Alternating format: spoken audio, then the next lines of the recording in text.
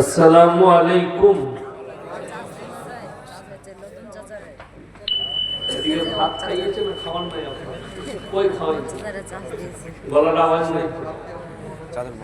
আমি কিচ্ছু খাই নাই এখন। তাহলে গরুগুলো তোমরাই খাচ্ছ, মোদি বলছে, আর গলার আওয়াজ নাই। আলহামদুলিল্লাহি রাব্বিল আলামিন والصلاة والسلام على رسوله الكريم أما بعد فأعوذ بالله من الشيطان الرجيم بسم الله الرحمن الرحيم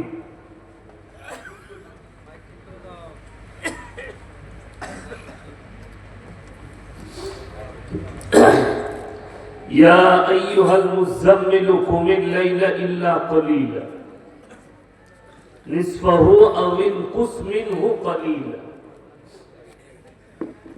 أو زد عليه ورتل القرآن ترتيلا وإلى مدين آخر فأعوذ بالله من الشيطان الرجيم بسم الله الرحمن الرحيم ألهاكم التكاثر حتى زرتم المقابر كلا سوف تعلمون ثم كلا سوف تعلمون كلا لو تعلمون علم اليقين لترون الجحيم ثم لترونها عين اليقين ثم لتسألن يومئذ عن النعيم إلى آخر الآية خيركم من تعلم القرآن علمه كما قال عليه الصلاة والتسليم মাননীয় শ্রদ্ধেয় জ্ঞানী গুণী মানী সম্মানী আজকের এই জলসার মাননীয় সভাপতি মহাশয়, শ্রদ্ধের উলামায়ে কেরাম, হুফাজে কেরাম, স্নেহের তালাবায়ে আজিজ আর আমার জ্ঞানী গুণী মানী সম্মানী শ্রোতা মণ্ডলী, পর্দার অন্তরালে পর্দা নসিব মায়েরা এবং বোনেরা, আল্লাহর বড় দয়া কৃপা ভালোবাসা আমাদের প্রতি, গোটা বিশ্বের প্রতি। সবাই আল্লাহ শুকর আদায় করে হৃদয় থেকে বলি আলহামদুলিল্লাহ। তারপরে পরে বিশ্ব নবী জনাবে মুহাম্মাদুর রাসূল আল্লাহ, সকলে বলুন সাল্লাল্লাহু আলাইহি ওয়াসাল্লাম। তিনার প্রতি শতকোটি দরুদ বর্ষিত, বলুন আমিন সুম্মা আমিন। গুটি কয়েক কথা আলোচনা করব, আল্লাহ আমাদের সকলকে আমলের তৌফিক দান করুক, বলুন আল্লাহুম্মা আমিন। এক নম্বর, পৃথিবীর বুকে আল্লাহর যতগুলো সৃষ্টি দেখছেন, সব থেকে সুন্দর সৃষ্টি হচ্ছে মানুষ, সব থেকে সুন্দর। এবং এই গোটা পৃথিবীটা আল্লাহ সাজিয়েছেন, গুছিয়েছেন সুন্দর করে। পাহাড় পর্বত, ঘর বাড়ি, নদ নদী, নালা, পশু পক্ষী, ফল ফ্রুট ইত্যাদি ইত্যাদি, সব আল্লাহ নিজের বান্দাদের জন্য, বান্দার জন্য সাজিয়েছেন।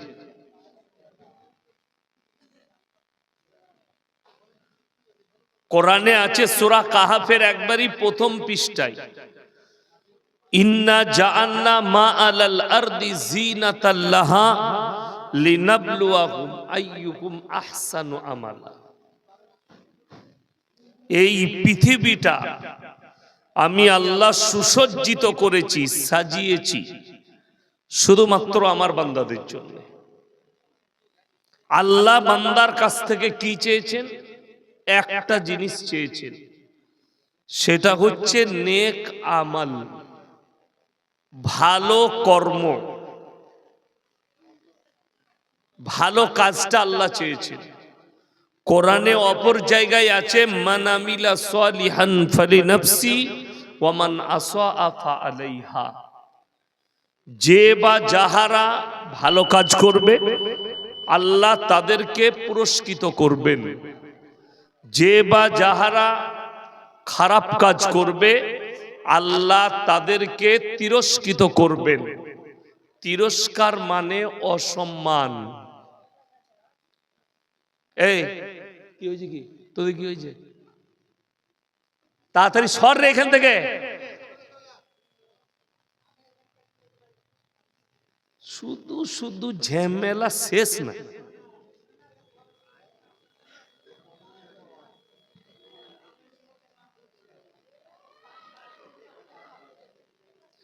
এ তুই টিকটকার লস তো?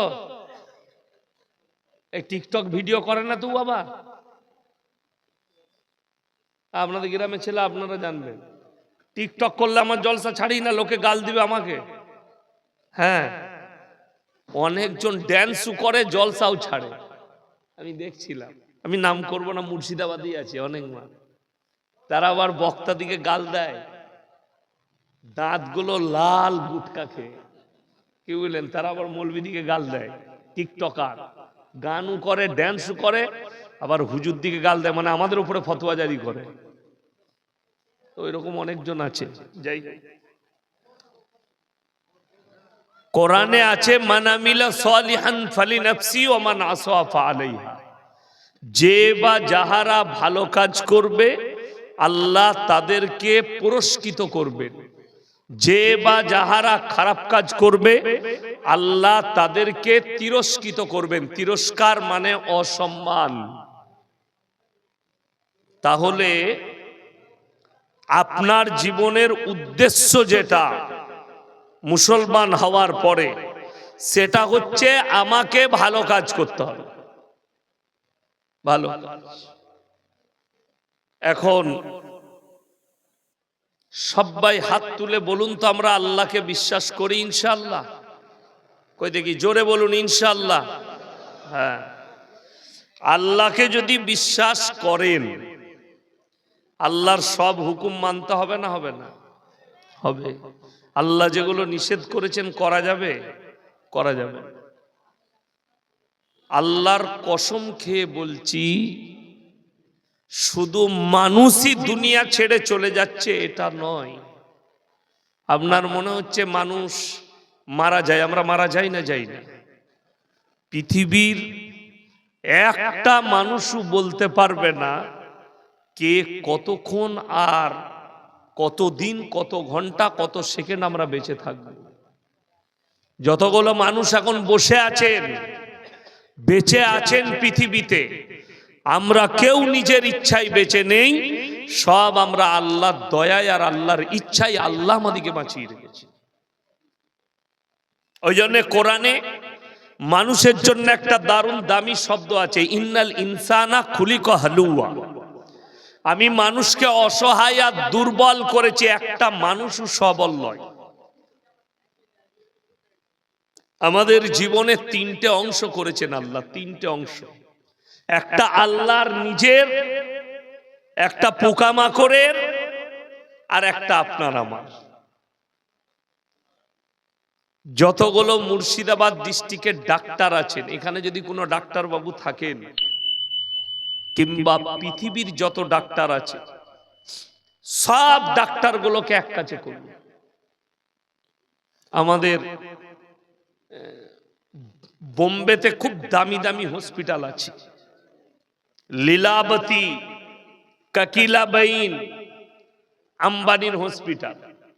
আমার বাড়ির কাছে একজন আমার বন্ধু, রাইস মিলের মালিক শামসুদ্দিন ভাই, ব্যায়াম করতে গিয়ে পেটে হম্বর পড়ে গিয়েছিল, তো নাড়িতে কিছু হয়েছিল, ওই কাকিলাবাইনে ভর্তি হয়েছিল।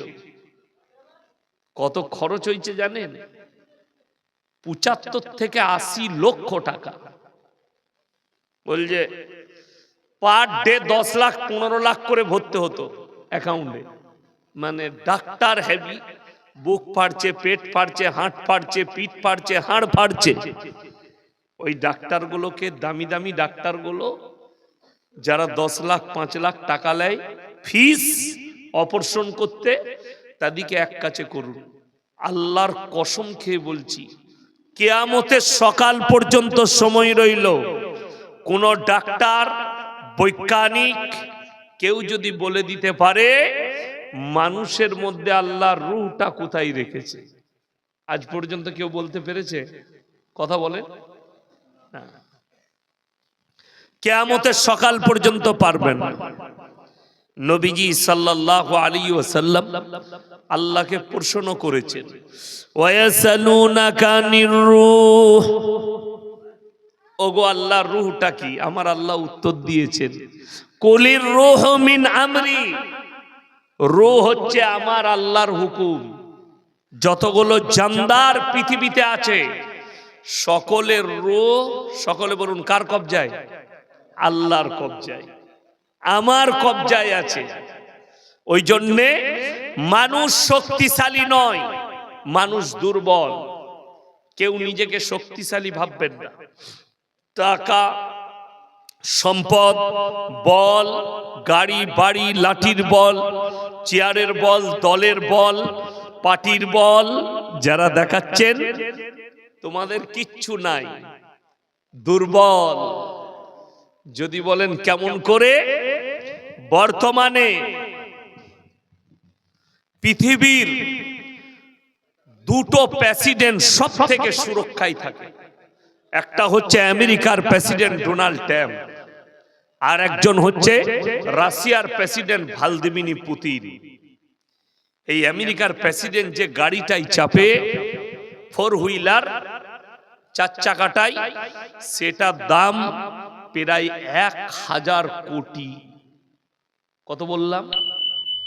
1000 কোটি। যদি বলেন কেন, সেই গাড়িটায় কি আছে? সেই গাড়িটার মধ্যে অস্ত্র লেস আছে। গাড়িতে প্রেসিডেন্ট বসে থাকবে আমেরিকার, মিসাইল মারলে লাগবে না, গুলি মারলে লাগবে না, বারুদ মারলে লাগবে না। একজন যে সংস্থা গাড়িটা তৈরি করেছে তাদের ইঞ্জিনিয়াররা বলছে ওই গাড়িটার 0 পয়েন্ট, মানে কাঁচে যদি AK-47 লাগিয়ে গুলি ছোড়া হয় একটা স্কেচ পড়বে না। স্কেচ মানে দাগ। তাহলে গাড়িটা কি কাঁচ দিয়ে তৈরি হয়েছে? গাড়ির ভেতরে ড্রাইভার বসে 3 থেকে 4 ঘন্টা যুদ্ধ করতে পারবে, বাইরে যারা থাকবে সব ধুলো উড়িয়ে দিবে। মিসাইল আছে, গোলা বারুদ ভরা আছে গাড়িতে। এখন আপনার আমার মনে হবে ওই গাড়িতে তো প্রেসিডেন্ট বসে থাকলে কেউ আর ছুতে পারবে না। আল্লাহর কসম করে বলছি তারপরও দুর্বল। যদি বলেন কেমন করে, ইমানদারির সঙ্গে বলুন, প্রেসিডেন্ট গাড়িতে বসে আছেন, না কেউ গুলি ছুটতে পারবে, না কেউ টাচ করতে পারবে, কিন্তু মালাকুল মউত এলে কেউ বাঁচাতে পারবে? জোরে বলুন না সুবহানাল্লাহ। এইটাই তো আল্লাহর কুদরত, যে তোমরা যত সুরক্ষায় থাকবে, লোহার ঘরে থাকো, পানির তলে থাকো, যে বাড়িতে কাঁচের বাড়ির ভেতরে থাকো, আমার যেদিনে তোমার মৃত্যুর ঘন্টা বাজবে পৃথিবীর আর কোনো শক্তি তোমাকে দাঁড় করিয়ে রাখতে পারবে না। আমি রূহকে কবজ করে নেব। তাহলে বোঝা গেল মানুষ আল্লাহর কাছে দুর্বল, মানুষ সবল নয়। আমাকে ইয়াসিনকে দেখছেন, সভাপতি সাহেবকে দেখছেন, আমার পাশে বসে আছেন বাবুকে দেখছেন, আরো আপনার এলাকার নেতা মন্ত্রী, চোর ছেঁচোর, ডাকাত, বাটপার, লুটেরা যাদিকে দেখছেন, ইয়াসিন, এখানে কেউ যদি বসে আছেন, বিয়ে হয়েছে বাচ্চা হয়নি, হবে এমন একজন কেউ বাপ আছেন, বাপের বেটা বাপ, যে বলতে পারবেন আমার বেটা ছেলে হবে, আমি তাকে ডাক্তার করব, আমার ছেলে ডাক্তার হবে, আমার ছেলে প্রেসিডেন্ট হবে? কেউ বলতে পারবে? কথা বলে না, পারবে না। এটা আজকের কথা নয়, 1400 বছর আগে আমার আল্লাহ কোরআনে বলে দিয়েছেন, সূরা দাহর 29 পারা, একবারই প্রথম পৃষ্ঠা। হালাত আলাল ইনসানি হিনুম মিনাদ দাহরি লাম ইয়াকুন শাইয়াম মাযকুরা। হে আমার নবী, পৃথিবীর মানুষকে বলে দাও, হালাত আলাল ইনসানি হিনুম মিনাদ দাহরি লাম ইয়াকুন শাইয়াম মাযকুর। আমি তোমাদিকে দুনিয়াতে পাঠাবার পূর্বে তোমার গ্রামে, তোমার পরিবারে, তোমার অঞ্চলে কোন জায়গায় তোমাদের কোনো কালচার ছিল না। আমি আল্লাহ আমার দয়ায় তোমাদেরকে পাঠিয়েছি, আমার দয়ায় ডাক্তার আমি তৈরি করেছি। আজকে যাকে ইয়াসিন দেখছেন বক্তা মনে হচ্ছে, আজকে যিনাকে সভাপতি দেখতে পাচ্ছেন, আপনার জানা নেই কালকে যদি আমার খালি মেমোরিটা খারাপ আল্লাহ করে দেয়, মানুষ আর আমাকে বক্তা বলবে না, পাগল বলে ডাকবে। ঠিক বললাম না ভুল বললাম? বড় ডাক্তার, ব্রেন খারাপ হয়ে গেছে, তাকে কেউ ডাক্তার বলে না, পাগল বলে। আমি একবার প্রথম জীবনে বর্ধমান টাউনে খাগড়াগড় মাদ্রাসায় ছিলাম, তো একজন শিক্ষক ছিল ভালো আলেম, ব্রেনটা তার হঠাৎ খারাপ। তো তিনার বাড়ি থেকে, ফ্যামিলি থেকে তিনার স্ত্রী মা ফোন করে বলল যে ওনাকে পাগলখানা বলে বর্ধমানে একটা ডাক্তার নাগ আছে, খুব বড় ডাক্তার, পাগলদের ডাক্তার, বলে সেখানে খালি নিয়ে আসুন। তো আমি উনাকে সাথে করে টাউন সার্ভিসে চেপেছি, নিয়ে যাব। তো যখন চেপেছি তো কলেজ ইউনিভার্সিটির গাদা ছেলে মেয়ে অনেক লোক আছে, তাকে নিয়ে চেপেছি। সে কি বলছে জানেন? সব লোককে, স্টুডেন্টদিকে আমার জন্য বলছে আপনারা কেউ এর সাথে কথা বলবেন না, ব্রেনটা খারাপ, একে ডাক্তারখানা নিয়ে যাচ্ছে, আপনাদেরকে এখনই হাত চালিয়ে দিবে। আমার জন্য বলছে, আমার জন্য তাদেরকে বলছে। এমন মহা বিপদ, এরা আমাকে পাগল মনে করবে। তো তার কাছে যখন কন্ট্রাক্টর ভাড়া চাইছে, তখন আমাকে বলছে উনি দিবেন। তো আমি ভাড়াটা দিলাম, দিয়ে আমি সবাইকে বুঝাতে চাইছি যে ওর ব্রেনটা খারাপ আছে, কিন্তু বুঝবে কি করে? ও তো ভালো মুখে বলে দিয়েছে যে এই মালটার ব্রেন খারাপ। সবাই আমাকে দেখছে। তো দেখুন, এটা হাসির নয়, আমি দেখে অবাক হলাম যে একজন আলেম, তাকে যখন নিয়ে গেলাম, ডাক্তার বলছে তোমার কি হয়েছে? ডাক্তারকে ঘুরিয়ে বলছে আপনার একটু প্রবলেম আছে। ডাক্তারকে বলছে, কষ্ট লাগলো। যাকে আমরা ভালো আলেম বলি, ভালো কিতাব পড়াতো, হাদিস পড়াতো, ব্রেনটা চলে গেছে, মানুষ তাকে পাগল বলছে। মানুষ আর বলেনি, মৌলবি আর বলেনি। আমার বন্ধুগণ, আমার ভাই, অনুরোধ করে বলছি আপনাদিকে, অহংকার কেউ জমিনে করবেন না, বলুন ইনশাআল্লাহ। এই চাটালি ঘুরে বেড়াচ্ছিস কেন রে? খেপা কোথা করে দে।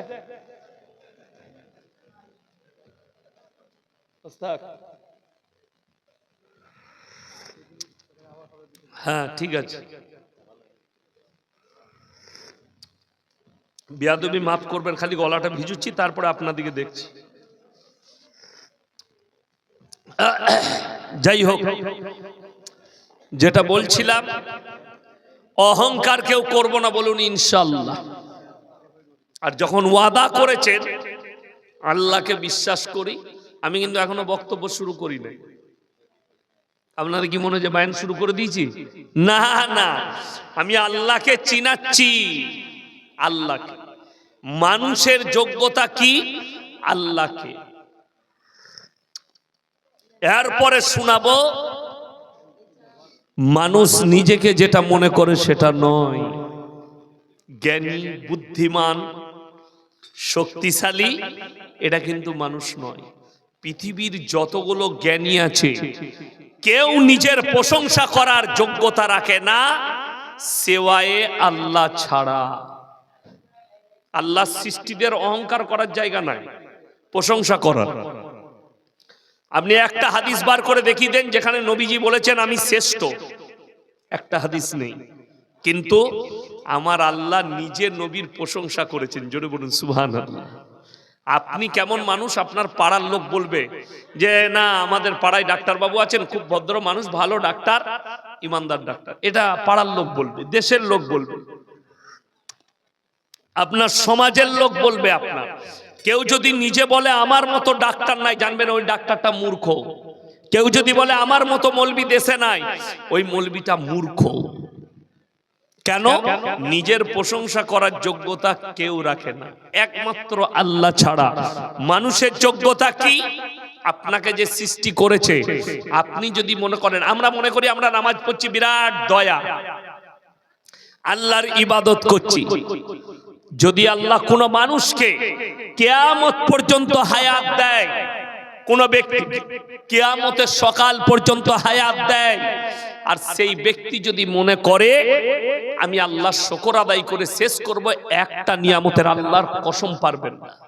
কোরআন খুলেন সূরা কাহাফ একবারই শেষ আয়াতের আগের আয়াত, قل لو كان البحر مدادا لكلمات ربي لنفد البحر قبل أن تنفد كلمات ربي ولو جئنا بمثله مددا।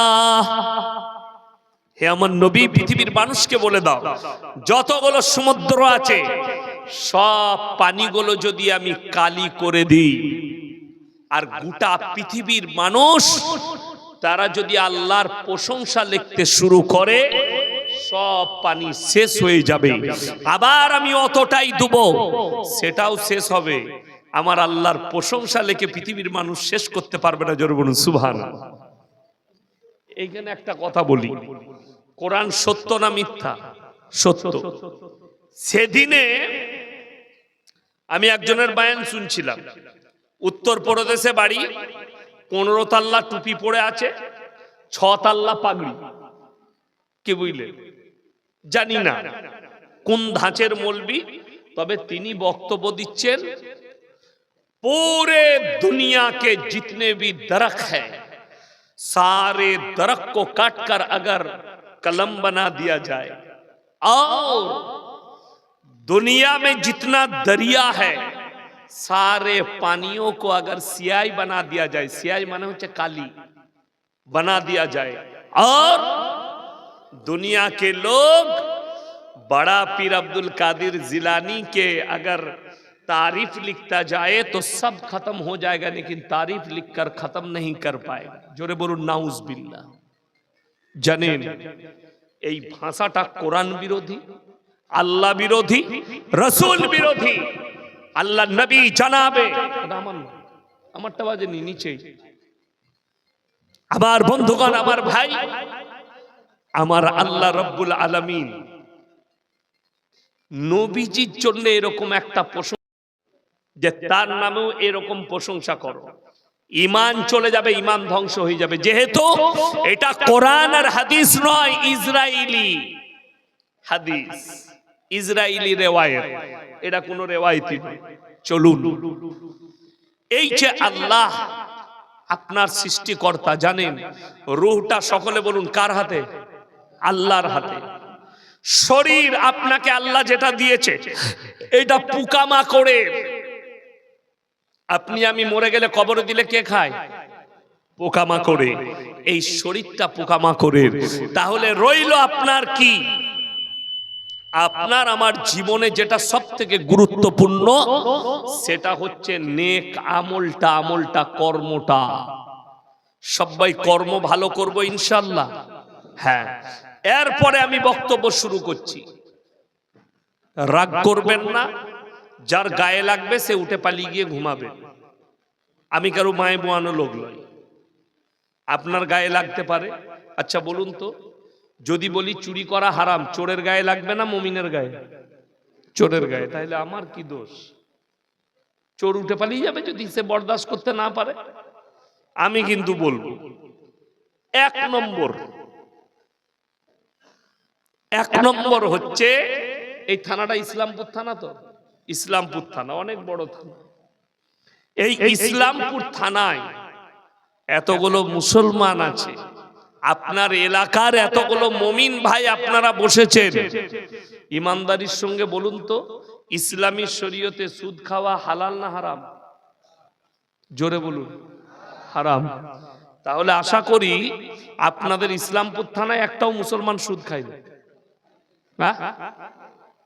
খায়? যাই হোক, এই সকাল বেলায় আপনাদের চা দোকানগুলোয় আমার গাল চলবে। ওকে আবার দাওয়াত দেয় নাকি বে বাজে মলবি, ওয়া কে গাল দিবে? সুদখোর মাল কটা। আচ্ছা, সুদ যে হারাম এটা মলবিরা বলেছেন, আমার আল্লাহ বলেছেন। আল্লাহ ওয়াহাল্লাল্লাহুল বাইয়া ওয়া হাররামার রিবা, সুদকে হারাম করেছি, ব্যবসাকে হালাল করেছি। কোন ব্যক্তি হারাম জানার পরে যদি সুদ খায়, সে যেন আল্লাহর সঙ্গে যুদ্ধ ঘোষণা করে দিল। আল্লাহ রসুল সাল্লাল্লাহু আলাইহি সাল্লাম বললেন, কোন ব্যক্তি যদি একবার সুদ খায়, নিজের জন্মদাতা মায়ের সঙ্গে 36 বার জিনা করা সমান পাপ করলো। বলুন নাউজুবিল্লাহ। ভেবে দেখুন, যদি কোনো সুদখোরের কানে আমার আওয়াজ যাচ্ছে, তোমার যদি মনে হয় আমি সুদ খাবো, মৌলবীরা বলছে বলুক, তো তুমি প্রত্যেক দিন মায়ের সঙ্গে 36 বার জিনা করার পাপ করছো। আর যদি হালাল বললে বলা, তোমার কোনো বাপের বেটা মৌলবি থাকে, ক্যামেরা চলছে, স্টেজে নিয়ে এসো, যে বলে দিবে হালাল। আমি আর জীবনে মুর্শিদাবাদে জলসা করব না, চ্যালেঞ্জ রইল। চলুন নাম্বার 2, এত জলসা, এত জলসা, গ্রামে গ্রামে জলসা, মসজিদের জলসা, মাদ্রাসার জলসা। কবে রোজার পর থেকে জলসা স্টার্ট করেছি, এই রোজার আগের দিন পর্যন্ত জলসা আছে, খালি নাই। এরকম সব বক্তারই হালত এরকম। চলুন, আমার বাড়ির কাছে ইস্তেমা হলো, 2 কোটি মুসলমান বলছে হাজির হয়েছে, শুনলাম দুয়াতে। যাই হোক, ক কোটি হয়েছে আল্লাহ জানে, 2 কোটি মানুষ বলছে ইস্তেমায় হাজির হয়েছে। চলুন, দুয়া আল্লাহ দোয়া করে এলো। আচ্ছা বলুন তো, আশা করি ইসলামপুর থানায় এতগুলো মুসলমান, তাহলে আপনাদের থানায় গ্রুপ লোন, বন্ধন লোন নাই?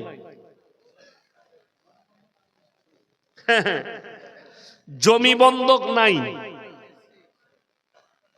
আমার বন্ধুগণ ভেবে দেখুন তো, কোন বাপের বেটা মৌলবি স্টেজে এখন এসে যদি বলতে পারে, আমাকে বাধা দিতে পারে, গ্রুপ লোন আর বন্ধন লোন শরীয়তে জায়েজ আছে, আপনি জানেন না, তিনি খালি হাদিস কোরআনের প্রমাণ দিবেন, আমি জীবনে আর বক্তব্য দেব না। সেই মৌলবির জুতোটা হাতে করে নিয়ে আমি গাড়িতে চাপিয়ে বাড়ি যাবো। নিয়ে আসুন, 2 ঘন্টা আছে স্টেজে। কোন বাপের বেটা মৌলবি আছে? অথচ ইস্তেমায় কেঁদে এলো, 5 ওয়াক্তের নামাজ পড়ছে, আর তার বউ গ্রুপ লোনের হেড। এখন আমাকে গাল কে দিবে? যার বউ গ্রুপ লোনের হেড হবে, সে মাল গাল দিবে। তুই গাল দিবি বা স্টেজে আয়, দেখি তুই কত বড় বাপের বেটা। গাল আমাকে ওখানে বসে দিবি, গাল ফেসবুকে দিবে, ইউটিউবে দিবে। তোমার বাপের হিম্মত থাকলে তুই স্টেজে এসে আমাকে গালি দিয়ে দেখা, যে আপনি ভুল বলছেন, ওটা জায়েজ আছে। খালি বাপের হিম্মত থাকলে উঠাই তো দেখি কে তুই। আমি বর্ধমান জেলার লোক, শ্বাস নালীটা উকুড়ে দেবো স্টেজে দাঁড়িয়ে, বুকে পা দিয়ে। যদি সুদকে হারামকে হালাল বলতে চাও, এত বড় সাহস রাখে আমি মৌলবি শওকতের বেটা চ্যালেঞ্জ দিয়ে বললাম, কখনোই তুমি হারাম ইউজ করছো নিজেকে মুসলিম দাবি করে, এটা তোমার ব্যর্থতা, এটা শরীয়তের ব্যর্থতা নয়, এটা কোরআন হাদিসের ব্যর্থতা নয়, এটা আলেমদের ব্যর্থতা নয়। এই ব্যর্থতা হচ্ছে তোমার, যে তুমি ছাড়তে পারছো না। কেন? এমন সুদখোর হয়েছো যে নিজে সুদ তো খাচ্ছেই খাচ্ছে হারাম, বউকু রাস্তায় নামিয়েছে, যা সুদ খা। হাজারো মেয়ে ওই জন্য তো জিনায় লিপ্ত হয়েছে। আমি দেখিয়ে দেবো, মোবাইল খুলে প্রমাণ দেবো, মোবাইলে আছে, ফেসবুকে ছুটছে, ইউটিউবে ছুটছে।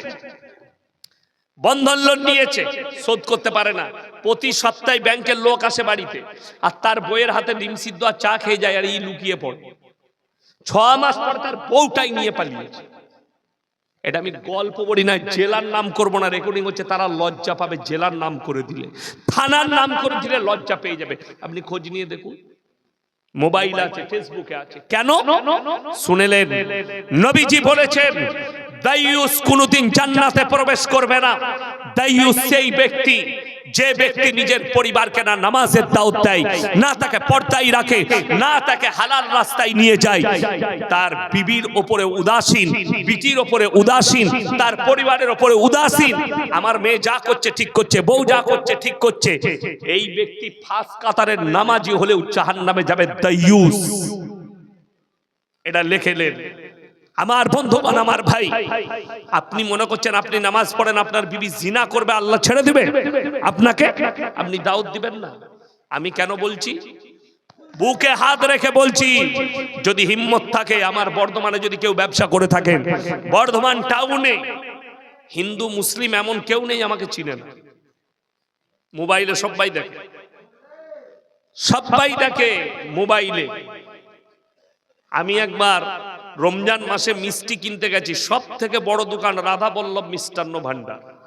তো আমি বললাম দাদা এই মিষ্টি দেন, রমজান মাস রোজার জন্য। তো মালিক বলল স্যার আপনি 10 মিনিট একটু ওয়েট করবেন, বসবেন। আমি বললাম কেন? বলে আমার ছেলে আপনার অনেক জলসা শুনে, একটু দেখা করবে, আমি ফোনে দেখে নিচ্ছি। ছেলেটা বাড়ি থেকে এলো না, দিয়ে আমার জন্য একটা স্পেশাল মিষ্টি তৈরি করেছিল, সেটা দিল। বললে স্যার এটা রমজান মাসে ভোরের বেলায় খাবেন, এটা 2 মাস খারাপ হবে না, আপনার জন্য স্পেশাল বানিয়েছি। তাহলে নিশ্চয়ই সে আমার ভক্ত, আমার জলসা শুনে না। যদি বলে দিতে পারে কোন দোকানদার যে ইয়াসিন সাহেবের স্ত্রী কিংবা মা দোকানে বসে বোরকা পরে একটা রুমাল কিনেছে, আমি জুতোর মালা পরে যাব আপনার এই গোড়াইপুর থেকে ইনশাআল্লাহ, চ্যালেঞ্জ ছুড়ে বললাম। আমি ওই জন্য বাপের বেটার মতো মুখ পুড়িয়ে কথা বলছি, ভয় নেই। কেন? আমার স্ত্রী বেপর্দা নয়, আমার স্ত্রী বাড়ির বাইরে যায় না জীবনে। আমাকে অনেক কাছের মানুষ দাওয়াত দেয় আপনার বিবিকে। তো আল্লাহ আমাকে এত ভাগ্যবান করেছে, আমার স্ত্রী গাড়িতে চাপলেই বমি হয়, তো সে বেরুতেই পারে না। মায়ের ঘরও ঠিক মতো যায় না, 10 কিলোমিটার মায়ের বাড়ি যদি আপদে বিপদেও যায় তো 10 বার দাঁড়াতে হয় তার বমির জন্য। তো সে কোথাও যায় না, আমার ঘরের 4 দেওয়ারির মধ্যে থাকে। এখন অনেক এই জালসাটা অনেক শিক্ষিত অশিক্ষিতরা শুনবে, দিয়ে বলবে তাহলে আপনার বিবিকে তো আপনি অত্যাচার করেন। কোন বাপের বেটা মৌলবি যদি এসে আমাকে হাদিসে দেখিয়ে দিতে পারে যে বউকে নিয়ে পার্কে ঘুরতে যেতে হয়, বউকে নিয়ে কাশ্মীর যেতে হয়, বউকে নিয়ে রেস্টুরেন্টে খেতে যেতে হয়, আমি জীবন আর জলসা করবো না, চ্যালেঞ্জ দিলাম। বিবিকে নিয়ে ঘোরাটা নয়, বিবির সঙ্গে সৎ ব্যবহার হতে হবে, এটা হাদিস। বিবির প্রয়োজন মিটাতে হবে, এটা হাদিস। এইটা হচ্ছে আল্লাহর হুকুম, বিবির সঙ্গে সৎ ব্যবহার করো। তো আপনি আপনার স্ত্রীকে পাঠান না আমার বাড়িতে, আমার বিবিকে জিজ্ঞেস করবে ইয়াসিন সাহেব আপনার কি মিটাই নেই, আমি জীবন আর জলসা করব না। বাই ক্যামেরা ক্ষমা চাইব। ওই জন্য বড় কষ্ট লাগে, দুঃখ লাগে। অনেক মানুষ কি বলছে জানেন? সেদিন হাওড়ায় আমাকে বলছে হুজুর মানুষ তো অভাবে লিচ্ছে, লোন লিচ্ছে অভাবে। আমি আচ্ছা তুমি ক টাকা রিক্সা কি চালাও? বলছে হুজুর আমি টোটো চালাই। মানে ক টাকা রোজগার করিস? প্রত্যেক দিনে 1000 টাকা। মাসে কত হলো? মাসে কত হলো? 30,000। 5,000 টাকা কারেন্ট বিল বাদ দিয়ে দেন, রইল কত? 25,000। আপনার মৌলবীর বেতন কত মসজিদে? কথা বলে না? 6 থেকে 10,000। আর সে মাসে ইনকাম করছে 25,000। এই 10,000 টাকা মাসে রোজগার করে মৌলবি। এর বউকে গ্রুপ লোন করতে হলো না, এর বউকে বন্ধন লোন করতে হলো না। আর হারামখোর মাসে 25,000 টাকা রোজগার করে, বলছে কুলাচ্ছে না আমার বউকে গ্রুপ লোন করতে হবে। তাহলে এখান থেকে একটা কথা কনফার্ম, যে তোমার যদি 25,000-এ বরকত না হয়, তোমার বাড়িতে নামাজ নেই, তোমার বাড়িতে দ্বীন নেই, তোমার ফ্যামিলিতে কোরআনের তেলাওয়াত নেই, তোমার ফ্যামিলিতে ইসলামের কিছুই নেই, খালি নামে তুমি মুসলমান হয়ে আছো। অথচ রাসূল সাল্লাল্লাহু আলাইহি সাল্লামের হাদিস, যারা আল্লাহর রাস্তায় দ্বীনের পথে থাকবে আল্লাহ মৃত্যুকাল পর্যন্ত ইজ্জতের রুজি দান করবেন। জোরে বলুন সুবহানাল্লাহ। আপনি আল্লাহর রাস্তায় থাকুন, দ্বীনের পথে থাকুন। কে বলেছে যে শুধু মসজিদে নামাজ পড়তে হবে, ব্যবসা করতে পাবে না? কোনো মৌলবি বলেছে? আমরা বলেছি ব্যবসা হালাল, ব্যবসা সুন্নাত। আমার বন্ধুগণ, আমার ভাই, আপনি মনে করছেন আমি দোয়া চাইবো কবুল হয়ে যাবে? ইজতেমায় গিয়ে দোয়া চাইছি কবুল হয়ে যাবে? দোয়া কবুলিয়াতের জন্য, আল্লাহর কাছে দোয়া কবুল হওয়ার জন্য প্রথম শর্ত যেটা, সেটা হচ্ছে হালাল খাবার, তবে আপনার দোয়া কবুল হবে। আমাদের মুসলমানদের হাল জানেন কি? এত ভালো হাল না, গাড়ি চালায়, লরি ট্রাক চালায়, রোডে চেপেছে, বহরমপুর থেকে হাই রোড ধরেছে, যাবে কোথা? মালদা যাবে মাল খালি করতে। রোডে যাবি, হোটেলে দাঁড়িয়ে ভাই 1 বোতল মদ দে তো রে। মদ খাওয়া হয়ে গেল, এরপর বলছে মুরগির মাংস আর রুটি নিয়ে আয় তো। সে বেচারা হোটেলের কর্মচারী, ছোট ছেলে মুরগির মাংস আর রুটি এনেছে, তখন সে নেশা হয়ে বলছে মুরগিটা জবাই না কাটা বে, আপনি জুতো করে মারোকে। আচ্ছা, যে মদ খেলো তার আর ওইটা দেখে লাভ আছে? ও জানেই না যেমন মদটি হারাম তেমন কাটাটি হারাম। দুঃখটা কি জানেন আমাদের? সকাল রাতের বেলায় শুনে গেল সুদ খাওয়া হারাম, হারাম খেলে দোয়া কবুল হয় না। জলসা শুনতে বিয়া এসছে, বিয়ান এসছে, সকাল বেলায় উঠে বাজারে গিয়ে বলছে যে ভাই 1 কিলো ভালো জবাই করা মাংস দে তো, 1 কিলো জবাই করা ভালো মাংস নিবে। কিন্তু দুঃখের বিষয় কি জানেন? মাংস লিখছে 1 কিলো জবাই করা, টাকাটা কিন্তু সুদের টাকা, সেই একই মাল দাঁড়িয়ে। বুঝাতে পারলাম কিছু? আপনার দিলকে জিজ্ঞেস করুন, দিলকে। আমি বলবো না, আপনারা সবাই আজকে আমার কাছে মুমিন ভাই, আপনারা আমাকে মোবাইলে দেখেছেন, আপনারা শ্রোতা আমি বক্তা, এতটুকু সম্পর্ক। আর একটা সম্পর্ক দিনই, এক মুমিন আর এক মুমিনের ভাই ভাই। তা বলে সুদখোর ইয়াসিনের ভাই হবে না, মুমিন আমার ভাই হবে। কথাটা বুঝাতে পারলাম? কে ভাই হবে? মুমিন। সুদখোর লয়, গাঁজাখোর লয়, মাতাল লয়। আপনারা বলুন মদ খাওয়া হালাল তো? হারাম। আমি আপনাকে ইসলামপুর থানায় দেখিয়ে দিব, মুসলমানের ছেলে মদ খাচ্ছে, মদ বিক্রিও করছে। ঠিক বললাম না ভুল বললাম? লটারির টিকিট হারাম না হালাল? কথা বলে না? হারাম। আপনি মুর্শিদাবাদে ইসলামপুর থানার কোন বাজারটা নেবেন যেখানে মুসলিম ছেলে লটারি বিক্রি করে না? ঠিক বললাম না ভুল বললাম? মুসলমান লটারি বিক্রি করছে প্রকাশ্যে বাজারে, সেই মাল আবার জুম্মার দিনে ফাঁস কাতারে থাকে। আমি বললি খারাপ বলবি? বড় কষ্ট। আমার বাজারে লটারি বিক্রি করছে, এরকম টেবিল লাগিয়ে এক হারামখোর। টেবিলে তো লটারি আছেই আছে, দুটো ফটো আছে, একটা পাথর চাবড়ির, একটা আজমিরের। আমি এই দুটো কিসের ভাই? হুজুর বরকতে। আমি না, পাথর চাবড়িতে বরকত, খাজা বাবা বরকত দিবে লটারিতে। ওই দেখেন না বাংলাদেশে একটা মাল, চাচা অল্প দাঁড়িয়ে আছে, মসজিদে ঢুকে বলছে আল্লাহ গো 1খান লটারি কেটেছি, আল্লাহ 1 কোটি লাগিয়ে দিও, জীবনে আর কাটবো না, তোমার ঘর থেকে বেরোবো না। এই দোয়াটা করা যাবে? আমি মনে মনে চিন্তা করলাম এটা বাংলাদেশ বলেই সম্ভব। হ্যাঁ বাস্তব, এটা আমরা ভারতবর্ষে বাস করছি তো, কথা বলে না? ভারতে বাস করছি। ভারতে যদি আপনি একটা প্রমাণ দিতে পারেন, মুসলিম, হিন্দু, খ্রিস্টান, দলিত, আদিবাসী, যে কোনো ধর্মের, ভারতে এতগুলো ধর্মের মানুষ আছে, একটা প্রমাণ দেন যে অমুক ধর্মের মেয়েরা কোন একটা টাউনে ন্যাংটো হয়ে আন্দোলন করেছে, আমি আপনাদের কাছে ক্ষমা চেয়ে নেব, খালি প্রমাণটা দিয়ে যান। মোবাইলে দেখিয়ে দেন, নাহলে আমাকে হোয়াটসঅ্যাপে পাঠিয়ে দিবেন। আর আমি আপনাকে বাংলাদেশের প্রমাণ দিচ্ছি। বাংলাদেশে মুসলমান রাষ্ট্র নাই ইসলামিক রাষ্ট্র? কথা বলে না? মুসলমান আছে সেখানে, এখন রাষ্ট্রটা কি জানি না। বাংলাদেশের মুসলিম মেয়েরা রাস্তায় ন্যাংটো হয়ে আন্দোলন করছে। সেদিনে দেখলাম একজন আবার হিজাব পরে আছে, সে বলছে শুধু মেয়েদের জন্য পর্দা নয়, ছেলেরাও পর্দা করবে। তা আমাকে একটা বোরকা পাঠা, আগে আমিই পরে নি, মৌলবিদায় আমরা আগে পর্দা করে নি। নাউজুবিল্লাহ, এদিকে ঝাঁটা আর জুতো মারার লোক নাই। ও বাংলাদেশ, আমি ওই জন্য একটা জলসায় বলেছি, আল্লাহর নবী বলেছেন মুসলমানদের 73টা দল হবে, 72টা মাল বাংলাদেশে চলে এসেছে, একটা বাকি আছে খালি। যত ডিজাইন ওইখানে দেখতে পারেন, আপনি দেখে নেন। আসাদ নূরের বাড়ি কোথায়? কথা বলে না? বাংলাদেশ।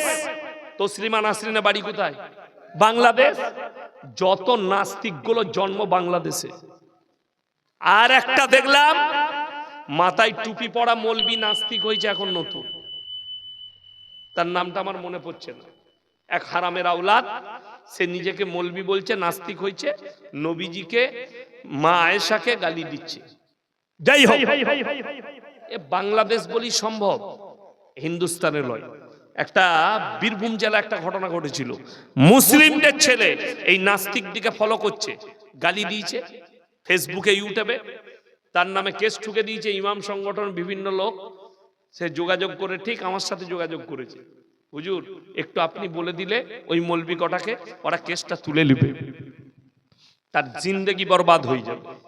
আন্দোলন হয়, কিন্তু বাংলাদেশে হাজার হাজার বেঈমান কাফের মুসলমান ঘরের ছেলে নাস্তিক হারামটাকে হালাল মনে করছে। আজকে অবাক হবেন, তা না হলে বাজারে কখনো প্রকাশ্যে একটা মুসলিম লটারির টিকিট বিক্রি করবে আর সে সমাজে বাস করবে, মুসলিম সমাজে, আর আপনারা তাকে অ্যাকসেপ্ট করবেন, তার বেটার বিয়েতে আপনি যোগদান করবেন, তার বিটির বিয়েতে যোগদান করবেন, সেই লোকটা মসজিদে চাঁদা দিবে, যে লোকটা প্রকাশ্যে সুদ খাচ্ছে, প্রকাশ্যে মদ ব্যবসা করছে, প্রকাশ্যে লটারির টিকিট ব্যবসা করছে, সেই লোক এখন এরা তো জেনে গেছে জান্নাতে যাবার খুব সুন্দর লাইন।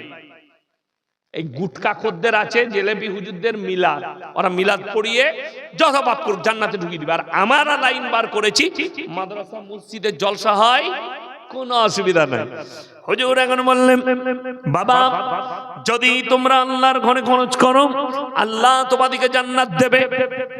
এখন আমরা তো কেউ কি চিনি না, একটা সুদ করে এসে আমার হাতে 2000 দিয়ে দিল, হুজুর 2000 টাকা।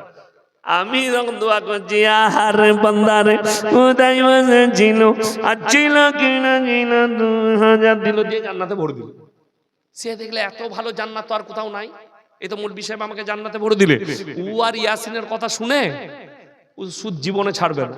আর আমি বলছি তুমি খালি মৌলবিকে বলে দেখবে, মাদ্রাসা কমিটিকে বলে দেখবে যে আমি সুদখোর, এলে সুদের টাকা দিলাম মাদ্রাসা চালাতে হবে, জুতো করে পিটাবে। আর তা না হলে তোর সুদের টাকাটা পায়খানায় লাগাবে, পায়খানায় প্রস্রাবখানায় লাগাবে। আরে আমার বন্ধু আমার ভাই, ইমানদারির সঙ্গে বলুন তো 5 ওয়াক্ত নামাজ পড়া ফরজ না ফরজ নয়? কথা বলে না ফরজ। আমি আপনাকে দেখিয়ে দেবো আমাদের মুসলমান 80 থেকে 90% মুসলমান বেনামাজি। ঠিক বললাম না ভুল বললাম? নিজেকে নামাজি মুসলমান বলছে, নিজেকে ইমানদার বলছে, নিজেকে মুমিন বলছে, অথচ নামাজ পড়ে না। আপনি দেখলেন না এই সামনে সপ্তাহে কি আসছে জানেন? শবে বারা, লে হালুয়া দে হালুয়া, লেহে রুটি।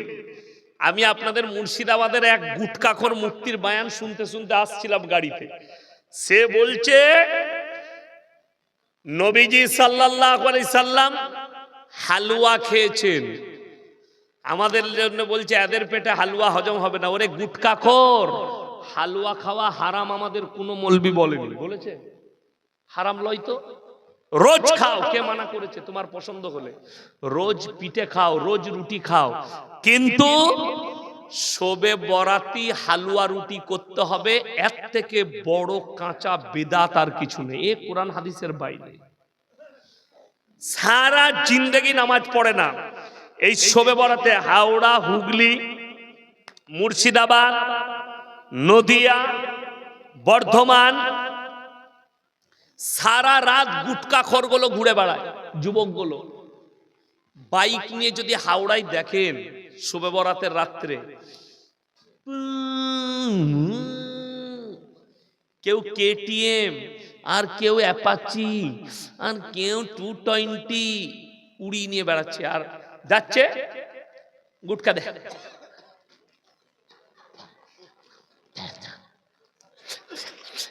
বিড়ি খাওয়া হয়ে গেল, এরপর গিয়ে কবরস্থানে দাদুকে জান্নাতে ঢুকবে, দাদুর কবর।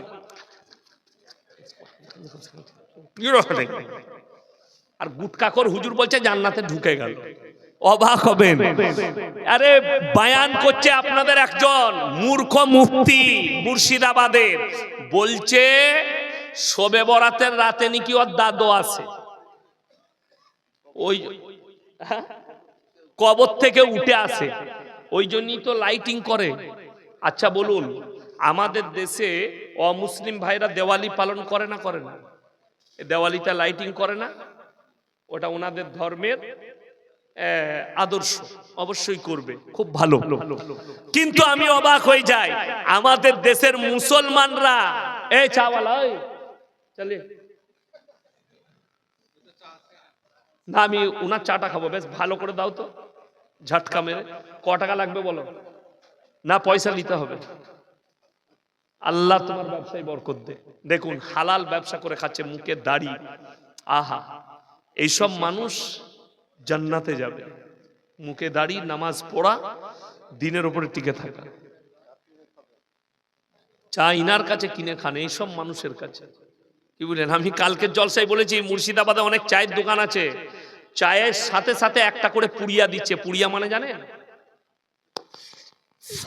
গাঁজা।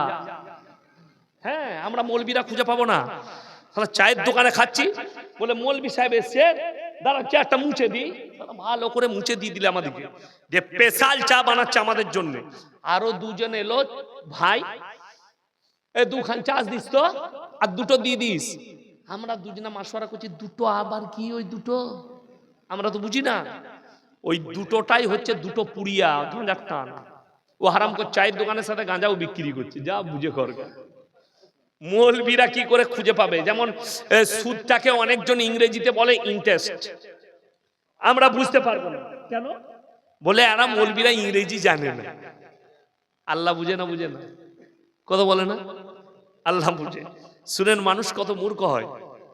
24 পরগনা জলসা করতে গেছি তো মাঝে মাঝে ডাক্তার জাকির নায়েক সাহেব ইংরেজিতে বক্তব্য দেয় না? দেয় না? দেয়।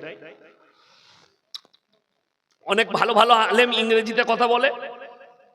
তো একজন আছে উত্তরপ্রদেশে, সালমান নদভী, মুফতি সালমান নদভী, মোটামুটি 20টা ভাষায় বক্তব্য দেয়। 20টা ভাষায়, বিরাট আলেম। পৃথিবীর উনার ডেট নিতে গেলে 5 বছর আগে থেকে ডেট বুক করতে হবে। আমাদের দেশে জলসা করে না, লন্ডন, জাপান, জার্মান, ইংল্যান্ড সব জায়গায় জলসা করে, ইংরেজিতে কথা বলে। তো সেই মুফতি বলছে, আমার আগে একজন সাধারণ ছেলে কথা বলছিল, বেচারা ইংরেজিতে বক্তব্য দিয়েছে, ই চেপেই বলছে, বাবা ইংরেজিতে কথা বলা হারাম, ওটা ইংরেজদের ভাষা। আমি চাপার পরে বললাম আপনি বসবেন। বলে কেন হুজুর?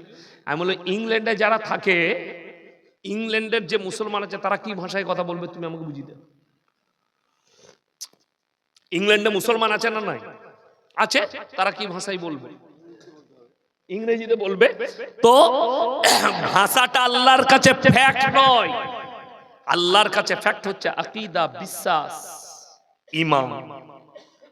সে যে ভাষারই হোক, সে ঈমান আনতেই পারে। পারে না? পারে না? কত গায়ক গায়িকা তারা ঈমান আনছে।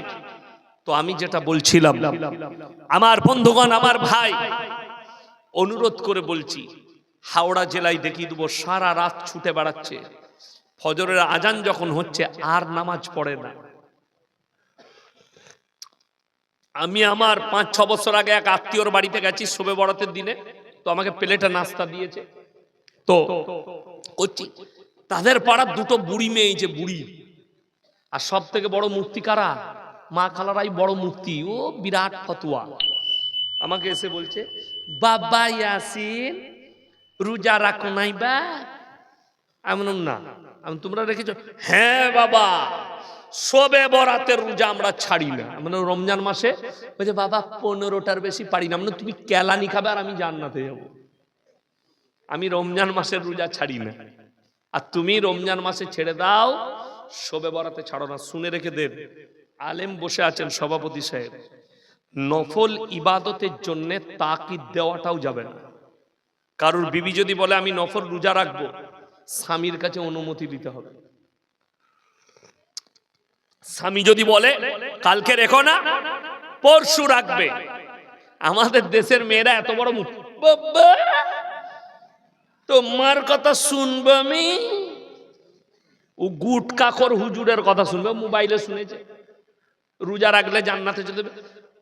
অবাক হয়ে যাবেন, মোবাইলে আমাকে হোয়াটসঅ্যাপে একজন পাঠাইছে, জানি না ভদ্র মহিলা কোথাকার, কি লিখেছে জানেন? হুজুর শবে বরাতের গোসলটা কি? আমি বলি ইন্দুর মারা বিষ মাখিয়ে গা ধো। জানেন শবে বরাতের গোসল কোথায় আছে? আমরা জানি না হাদিস কোরআনে কোথায় আছে।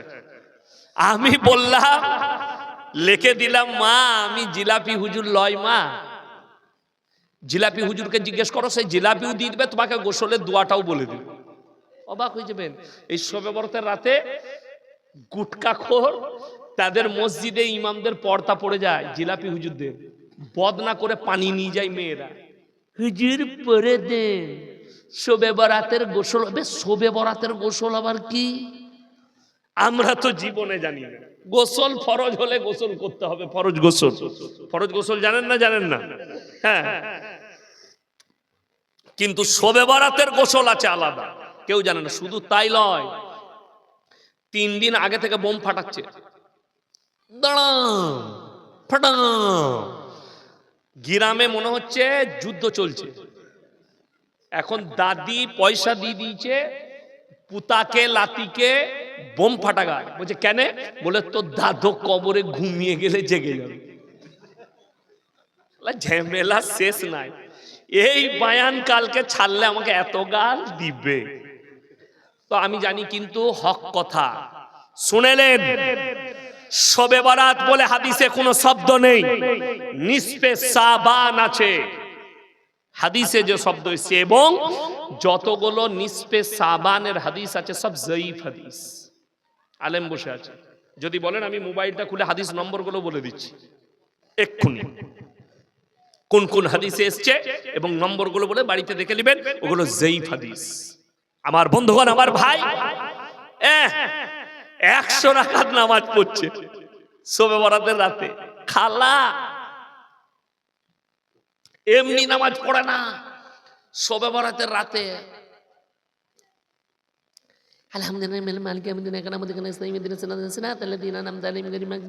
দিয়ে যখন 50 হয়েছে, ও 52 রাকাতে খালা নিয়ত বানছে, আল্লাহ আলহামদুলিল্লাহ রাব্বিল আলামিন আর ঠেলছে না গাড়িটা। ঠেলে ঠেলে ঠেলে ঠেলে মোটামুটি 100-কে নিয়ে যাবে। কেন? ও তো গুটকাখোর হুজুর আর জিলাপি হুজুর বলে দিয়েছে 100 রাকাত পড়বি, দিয়ে ঘুমিয়ে ঘুমিয়ে নামাজ। হ্যাঁ, ঘুমিয়ে ঘুমিয়ে নামাজ। দেখি বলছে যে আমি না কালকে 100 রাকাত নামাজ পড়লাম। ফেরেশতারা বলছে তুমি খালি কেলানি খাবে খালা, তোমার নামাজ ওপর দিয়ে আসে না, মাল ওইকে নিয়েছে। কেন বলুন তো? 2 রাকাত নামাজ পড়তে হবে, নামাজের মধ্যে জান থাকতে হবে। আমাদের পশ্চিম বাংলায় 100টা তারাবি হলে 95টা তারাবি কবুল হয় না। আমি বলে দিলেই দোষী। কেন বলুন তো? ফেরেশতারাও খুঁজে পায় না মাল পড়ছে কোথায়। আর হাদিসে আছে যে কোরআন পড়বে 10টা করে হুরুফে নেকি আছে। জোরে বলুন সুবহানাল্লাহ। যে শুনবে তারও নেকি আছে। তো আপনি যদি বুঝতেই না পারেন, আমি তো রমজান মাসে আদায় করি, বর্ধমান টাউনে একটা মসজিদে আদায় করেছি, এশার নামাজ পড়লাম, তারাবি পড়লাম। সেই মসজিদের হাফেজ সাহেব আমাকে কি বলছে জানেন? बोलते हजरत आप आए थे पीछे नमाज पढ़े? मैंने जी पढ़ लिया। बोले हमारा पढ़ना कैसा लगा? हम आप ऐसे पढ़ रहे थे, फिरिश्ता को भी पता नहीं चला कहाँ पढ़ रहे थे। अल्लाह अकबर अल्हम्दुलिल्लाह मालिक খুঁজে পাবেন কোথায় পড়ছি।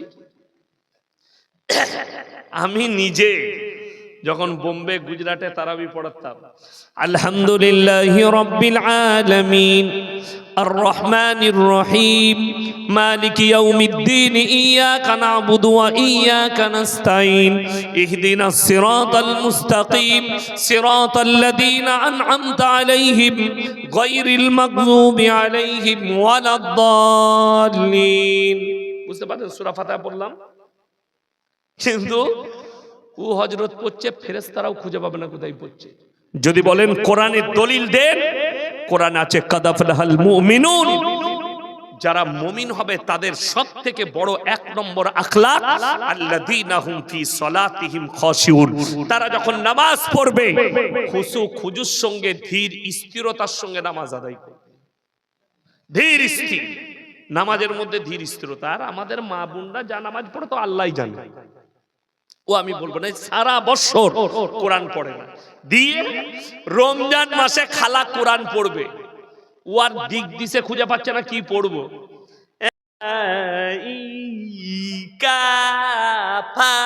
বুঝে লিখে বললে আপনি গাল দিবেন। শুনেন, আজকে আমরা ধর্মটাকে এমন ভাবে নিয়েছি, আপনি মাজাক বানিয়েছেন আমাদের সমাজের লোক ধর্মকে। কেন মাজাক বানিয়েছে জানেন? ধর্মটা মাজাক নয়। পৃথিবীতে ইলম ছাড়া যা কিছু আছে সব কিনতে হয় পয়সা দিয়ে। ঠিক বললাম না ভুল বললাম? ইলম ছাড়া, জ্ঞান ছাড়া। ইনার মধ্যে যে জ্ঞানটা আছে ওটা আমি কিনতে পারবো? কথা বলে না? আমার মধ্যে যেটা আছে আপনি কিনতে পারবেন? কোন ডাক্তারের মধ্যে আছে এই ইলমটা কিনা যাবে না, বাকি পৃথিবীতে সবটাই কিনা। একটা কোরআন পড়তে গেলে আপনাকে কিনে পড়তে হবে। কিন্তু দুঃখ কি জানেন, আমাদের দেশে এরা পেটে ভাতে পেলে পয়সা দিয়ে চাইবে। ইমাম আর মুয়াজ্জিন পেটে ভাতে খুঁজে অনেক দিন। ওই এক জায়গায় আমি হুগলিতে জলসা করতে গেছি, তাকে জিজ্ঞেস করলাম, চাচা এশার আজান দিলে, কিসের আজান বললাম? এশার নামাজ হবে। আমি নামাজের পরে চাচাকে ডাকলাম, চাচা শুনেন। বলছে বলো বাপ। আমি বললাম ক টাকা বেতন পাও? বাবা আমি তো কাজ করতে পারি না, এই মসজিদে ঝাড়ু লাগাই, কাজ করার ক্ষমতা নাই, আর আমি আজানটা দিই, আমাকে ভাতটা এরা দুবেলা দেয়, সকালে চা, দুপুরে ভাত, রাতে ভাত। আমি বললাম চাচা তাহলে তোমার আজানটা ঠিক আছে, পয়সা দিয়ে মুয়াজ্জিন হলে আপনার আজানটা ঠিক ছিল না। বলছে কেন বাপ? আমি তোমাকে আর আমি বলবো না, আমি স্টেজে গিয়ে বলবো, তুমি চল যাও। কি বুঝলে দুঃখটা কোথায় জানেন? ওই পেটে ভাতে মুয়াজ্জিন লেগেছে, বেতন লাগবে না। চাচা আজান দিচ্ছে, আল্লাহু আকবার, আল্লাহ, যা বুঝে কর। এটা পেটে ভাতের মুয়াজ্জিন, পয়সা দিয়ে আপনি রাখবেন না। আপনি শরীয়তটাকে মাযাক বানিয়েছেন। আর একটা মুয়াজ্জিন যদি মাদ্রাসা তালিব ইলম, একটা আলেম, একটা হাফেজ মাদ্রাসায় পড়েছে, আজানটা যেন শুনে মধুর্য আজান। জানেন রিওয়ায়েতে আছে যেদিনে আল্লাহ নবী সাল্লাল্লাহু আলাইহি সাল্লাম দুনিয়া ছাড়লেন, হযরতে সাইয়্যিদানা বেলাল হাবশী রাদিয়াল্লাহু তাআলা আনহু 3 দিন পরে মদিনা ছেড়ে চলে গিয়েছিলেন শাম দেশে। যেদিনে ফিরলেন, ফজরের আজান যখন দিয়েছে, মদিনার গলিতে কান্নার রোরহাট পড়ে গিয়েছিল। তারা বলছে আজকে এই মধুর্য আজান শোনার পরে মনে হচ্ছে নবীজি সাল্লাল্লাহু আলাইহি সাল্লাম এখনো দুনিয়াতে বেঁচে আছেন। বলুন সুবহানাল্লাহ। আর আপনার আজান শুনে ফজরের সময় চাচা আজান দিচ্ছে, আসসালাতু খায়রান মিনান নাওম। যার নাম খয়রন সে উঠে পড়েছে, হ্যালো আমাকে কে ডাকছে? হ্যাঁ, এটা আজান হলো? আজানের নামে মাযাক চলছে, শরীয়তের নামে মাযাক চলছে। অথচ আপনি বলুন, যদি টাকা দিয়ে মুয়াজ্জিন রাখেন, আল্লাহু আকবার, আল্লাহু আকবার, কোন আজানটা ভালো লাগে? চাচারটা না এটা? এইটা পয়সাওয়ালা, আর ওইটা ফ্রি পয়সায়। আসসালাতু খায়রুম মিনান নাওম। খয়রনটা ভালো লাগলো না? ওইটা সহি না এটা সহি? হযরতকে জিজ্ঞেস করলেন, মৌলভী সাহেব। ইনারা বলবেন, আমি বলবো না। আপনি মাযাক বানিয়েছেন ইসলামকে, শরীয়তকে মাযাক বানিয়েছেন। অথচ আপনার দরকার ছিল, আপনি বলুন মক্কার যে ইমাম আছে তার পড়া কত সুন্দর। কথা বলেন, বুঝতে পারেননি? মক্কার ইমাম, কাবা ঘরের ইমাম আব্দুর রহমান সুদেশ, আব্দুর রহমান সুরেম, আলহামদুলিল্লাহি রাব্বিল আলামিন আর রহমানির রহিম মালিকি ইয়াউমিদ্দিন। এটা ভালো লাগলো? আলহামদুলিল্লাহি রাব্বিল আলামিন আর রহমানির রহিম। কোনটা ভালো লাগছে তুমি বলো, আমি বলবো না। শরীয়তটাকে আপনি শেষ করে দিয়েছেন, আপনি মাযাক বানিয়েছেন। আজকে মানুষ লাখ লাখ টাকা খরচ করে চাঁদা তুলে মার্বেল দিচ্ছে, এসি লাগাচ্ছে মসজিদে, আর ইমামকে 20,000 বেতন দিতে পারে না। এর থেকে আর লজ্জার কি বিষয় হতে পারে? বড় কষ্ট লাগে। একটা বক্তা 20,000 টাকা নিলে গায়ে দরদ হয়। তুমি তোমার ইমামকে ইনসাফ করতে পারোনি। ইমামকে, আমার ড্রাইভারকে গিয়ে জিজ্ঞেস করে আসুন, আমি শিখিয়ে আসিনি বক্তব্য দিতে, আমি শুয়েছিলাম, এলাম 24 পরগনা গেছে আমার বাড়ি থেকে 220 কিলোমিটার, গাড়ি ভাড়াটাও দেয়নি। এই 2 সপ্তাহ আগেকার কথা বলছি, আমি জায়গার নাম বলবো না, তারা লজ্জিত হবে, জানি না কেন দিল না। অপরন্ত বলছে আপনারা ধর্ম ব্যবসায়ী। আমি কিচ্ছু বলিনি, গায়ে মেখে নিয়েছি, চলে এসেছি।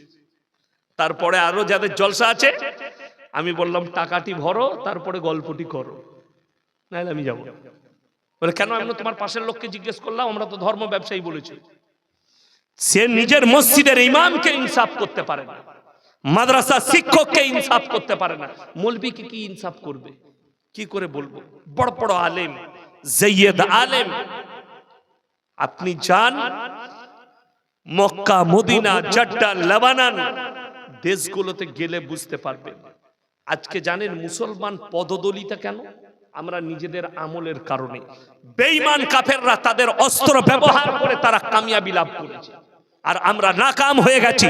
এত হাদিস, এত কোরআন, এত জলসা, এত মৌলবি, এত বক্তব্য, আমরা আল্লাহর কাছে জবাব কি করে দেব? আপনারা আমাদেরকে ভালোবাসেন, আমাদের সাথে ছবি তুলছে, আমাদের ভক্ত হচ্ছে, আমাদের বয়ান বাড়িতে চলছে, তারপরও ছেলের জন্মদিন পালন করছে কেক কেটে। ঠিক বললাম না ভুল বললাম? তুমি মসজিদে আসছো, ছেলের জন্মদিন পালন করছো, তুমি এত জলসা শুনছো, এত মৌলবীকে ফলো করছো, তারপরও বেটার বিয়েতে হিজড়ে লাচাচ্ছে, বেটার বিয়েতে গান বাজনা, বেটার বিয়েতে ফুজুল খরচ। শুনবেন, হায়দ্রাবাদের একটা ঘটনা শোনাই। একজন ব্যবসায়ী, বড় ব্যবসায়ী, নিজের বিটির বিয়েতে 16 কোটি টাকা খরচ করেছে। কত বললাম? 16 কোটি। 16 কোটিটা মুখের কথা নয়। ঠিক বললাম না ভুল বললাম? 16 কোটি মুখের কথা নয়। হায়দ্রাবাদের একজন, তিনি হচ্ছেন আবার মসজিদের সেক্রেটারি। কিরকম মসজিদ? তার যে কোম্পানি আছে, আপনার চোখে পানি আসবে। আলেমরা ভালো করে শুনবেন, যারা মসজিদের সেক্রেটারি আছেন, কেসিয়ার আছেন, মাদ্রাসার সেক্রেটারি, শুনবেন, চোখে পানি আসবে আপনার।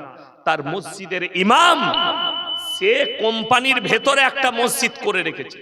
সেই মসজিদের ইমাম, ইমামের বেতন 15,000 টাকা। কত বললাম বাবা? 15,000। তো তিনার স্ত্রীর ক্যান্সার হয়েছে, তিনি ছুটি নিয়ে বাড়ি গেছেন। 1 সপ্তাহ ছুটি নিয়েছেন, 4 দিন লেট হয়ে গেছে। কদিন বললাম? 4 দিন। ডাক্তার দেখাতে, ওষুধপত্রতে 4 দিন বেচারার কামাই হয়ে গেছে। তিনি যখন ফিরে এসেছেন, বিটির বিয়েতে 16 কোটি খরচ করেছে, মসজিদের ইমাম 4 দিন কামাই করেছে, বেচারার ওই 4 দিনের বেতনটা কেটে নিয়েছে ওই হারামখোর। 4 দিনের বেতন কেটেছে, অথচ বিটির বিয়েতে 16 কোটি খরচ করেছে। কত কষ্ট লাগে। সে আলেমটা বদদুয়া না দিলেও তার ইলমটা এমন বদদুয়া দিবে যে জান্নাতের খুশবু পর্যন্ত পাবে না, হারামখোর যদি কাবা ঘরে ফাঁস কাতারে নামাজ পড়ে। বিবির ক্যান্সার হয়েছে, অসহায়, তাকে বলতে হতো যে অন্য একজনকে দিয়ে আপনি 2 মাস থাকুন, 2 মাসের বেতন আপনার বাড়িতে পৌঁছে দেবো আমি। এইটা ছিল তার ইনসাফ।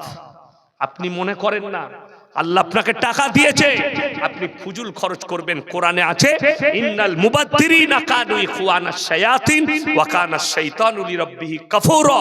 হে আমার নবী, বলে দাও, যারা অপব্যয় করবে তারা হচ্ছে শয়তানের ভাই।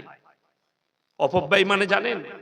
আপনাকে মাদ্রাসায় দাওয়াত দিয়েছে মানে এটা নয়, গলা পর্যন্ত চেড়ে খেয়ে দিবেন, যতটা পারবেন না তার থেকে বেশি থালায় নিয়ে নিবেন, দিয়ে থালা থেকে নোংরা পড়ে রইল, মাংস পড়ে রইল, ভাত পড়ে রইল, এক একটা দানার হিসেব আমার আল্লাহ নিবেন। সেটা তোমার বাড়িতে হোক, মাদ্রাসায় হোক, বিয়ে ঘরে হোক, যদি ফুজুল খরচ করো, এক একটা দানার হিসেব আল্লাহ নিবেন। ওই জন্যই তো রাসূলের সুন্নাত, 1 ভাগ খালি, 1 ভাগ পানি, 1 ভাগ খানা। আর আমরা বিয়ে বাড়িতে দাওয়াত পেলে এতটা চালিয়েছি। ঘরে এসেছি, জোহরে আজান হয়েছে, বউ বলছে উঠো, নামাজ পড়তে যাবে না, পড়বে। এতটা খেলে পড়বি কি করে? নামাজ তো হবে না। ওই জন্যই তো রাসূলের সুন্নাত। এইটাই হচ্ছে সমাজের অবস্থা। গোটা পৃথিবীর ডাক্তার, বৈজ্ঞানিকরা নবীজির এক একটা কথার উপরে গবেষণা করেছে। নবীজি বলেছেন মেসওয়াক করতে, আপনি বেঈমান কাফেরের আখলাক নিয়েছেন। মৌলবীরা, আমরা নামাজিরা, আমরা বলছি দাতন করো, আর আপনি নিয়েছেন বিরাস আর কলগেট। ঠিক বললাম না? আপনি নিয়েছেন বেঈমান কাফেরদের আখলাক, আর নবীজি বললেন মেসওয়াক। আমেরিকা যারা অ্যাড দিচ্ছে, আমি চ্যালেঞ্জ করে বললাম, ভাই ক্যামেরা বলছি, যে সমস্ত আর্টিস্ট গুলো কলগেটের, বিরাসের অ্যাড দিচ্ছে, ও হারামখোররা একজন বিরাস মাজে না, সব দাতন মাজে। আপনার জানা নাই। যারা শ্যাম্পুর অ্যাড দিচ্ছে তারা শ্যাম্পু লাগায় না। আমাদের দেশের অনেক মেয়ে দেখবেন দোকানে গিয়ে খালি ফেয়ার অ্যান্ড লাভলি লাগাচ্ছে, কাদা মেখে বিয়ে ঘরে যাচ্ছে। যে ফেয়ার অ্যান্ড লাভলির অ্যাড দিচ্ছে আর্টিস্টটা মাধুরী দীক্ষিত, সে নিজে জীবনে ফেয়ার অ্যান্ড লাভলি ইউজ করেনি। সে কি মাখে জানেন? কাঁচা হলুদ আর নিম পাতা। আমার যারা বাচ্চা মা বোন আছেন, যদি তোমার চামড়ার গ্লেজ, এই যে আমাকে দেখছেন, আমি জীবনে কিচ্ছু মাখি না, মাঝে মাঝে কি মাখি জানেন? কাঁচা হলুদ আর নিম পাতা। এটা হচ্ছে আয়ুর্বেদিক ওষুধ। চেহারায় লাগাও, চেহারায় দাগ পড়বে না, গ্লেজ আসবে, এটা লাগাতে পারে।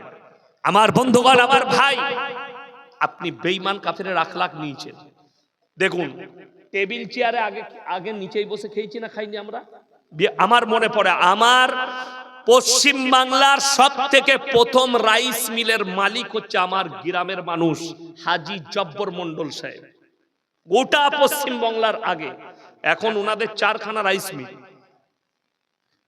তিনাদেরই বাড়ির কোনো একজনের বিয়ে আমার মনে পড়ে, তখন আমি ছোট।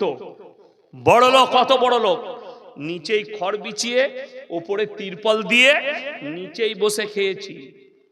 এখন তো লোক মরে গেলেও টেবিল চেয়ার, জলসাতেও টেবিল চেয়ার, বিয়েতেও টেবিল চেয়ার। আর গিয়ে টেবিল চেয়ারে খাচ্ছে খাচ্ছে, যখন উঠে আসছে প্লেটটা দেখে মনে হচ্ছে কোনো কুত্তা খেয়ে উঠে গেছে। দানাগুলো পড়ে আছে, ভাত পড়ে আছে, আঙ্গুলে লেগে আছে। নবীজি বলেছেন আঙ্গুলগুলো চুষে লাও। আপনার জানা আছে হাঁস, পাতি হাঁস জানেন, পানির উপরে ভাসে না? ভাসে না।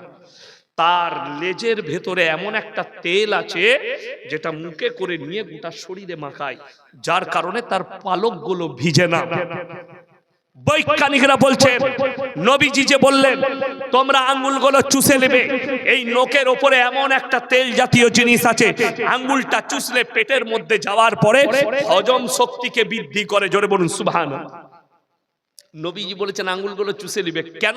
এখানে দুটো, এক হচ্ছে হজম শক্তি, দুই হচ্ছে আঙ্গুলের মধ্যে যদি কোনো দানা লেগে থাকে, ভাত লেগে থাকে, সেটা পেটে যাবে না? যাবে না? পেটে যাবে। আপনি ডাস্টবিনে ধুয়ে দিচ্ছেন। আমি মুর্শিদাবাদ জেলায় একটা মাদ্রাসার জলসা গেলাম, মাদ্রাসার নাম করব না, যদিও মেয়েদের মাদ্রাসা। সেখানে জলসায় আমি প্রধান বক্তা। আমি বেশিরভাগ রাত্রে খানা খাই না, ওই নাস্তা ফাস্তা করেলি ওটাই হয়ে যায়। তো সেখানে গিয়ে দেখলাম মানুষ ভাত খাচ্ছে খাচ্ছে, সব পায়খানা বাথরুমের যে পেশাবের পানি যাচ্ছে সেখানে ভাতগুলো যাচ্ছে। তাদের মৌলবিকা সেক্রেটারিকে ডাকলাম, আমরা এই মাদ্রাসাটা এক্ষুনি তালা মেরে দেওয়া দরকার। বলে কেন হুজুর? আমরা এইগুলো অবস্থা দেখুন।